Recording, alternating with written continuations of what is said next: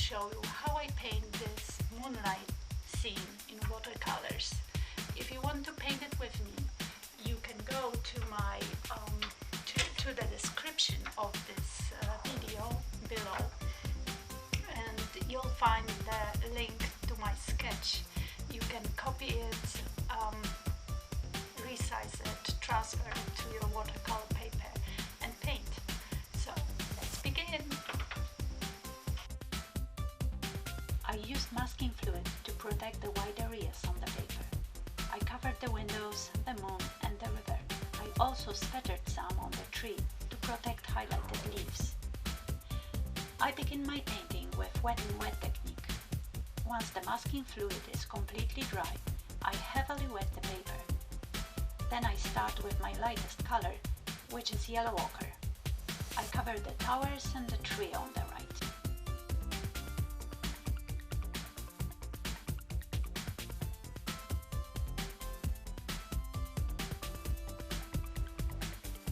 My next color is phthalo blue. I like phthalo because it has some warm tint to it, and I like the scene to be warm. I put phthalo next to the moon, on the lower parts of the sky and on the hillsides. With wet and wet technique, you don't have to be precise, but you have to be quick to achieve nice and smooth transitions between colors. I paint the darker part of the sky with ultramarine blue. I paint thick layer because watercolors look lighter when they dry. I pull my brush horizontally to bring out clouds.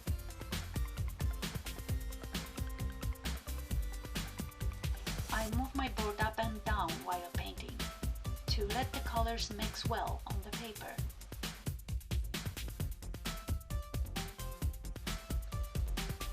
I noticed that I still have some yellow on my palette, and I decided to use it and to put it on the tree.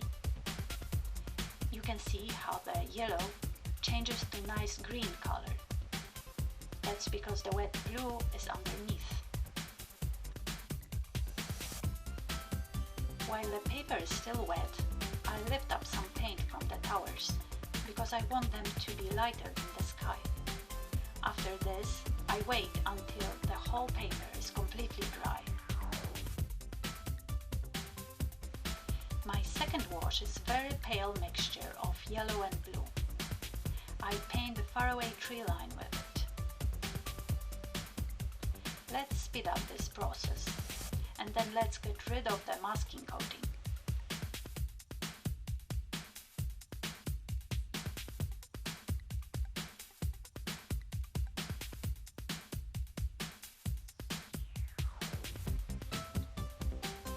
Now with the diluted ultramarine blue, I paint the faraway towers and the trunk of the tree. I carefully avoid touching highlights. Let's speed up again.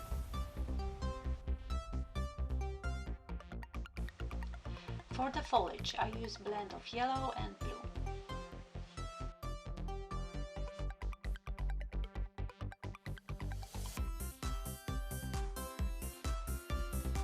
To create depth in my picture, I want my closer towers to be darker, so I paint them with mixture of Pines Grey and ultramarine blue.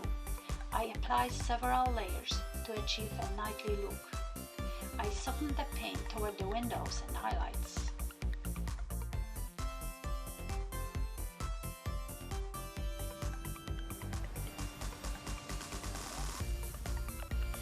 I paint the windows with a blend of yellow ochre and new gamboge. I lift the paint from the middle of the window with a dry brush to achieve slightly lighter color in the middle.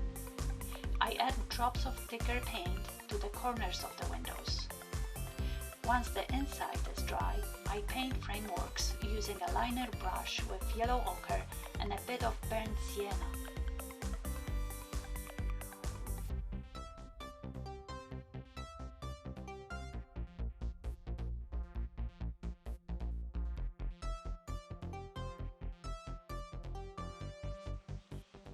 Here I add some more details.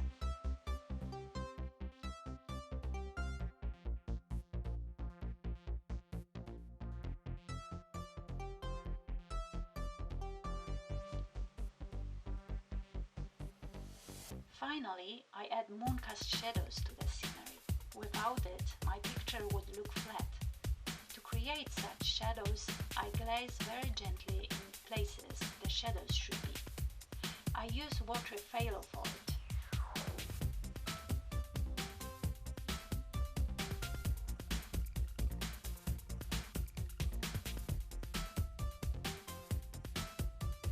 After a short break from painting, I noticed that something is not just right. To frame my picture better, I decided to add one more tree trunk and make the bottom corners of my composition darker.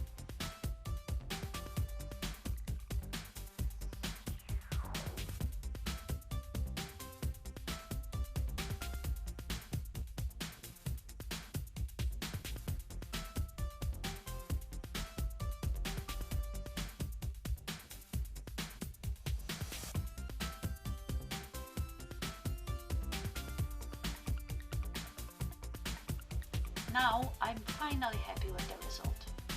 I think it would be nice to sit under this tree and look at this slowly rising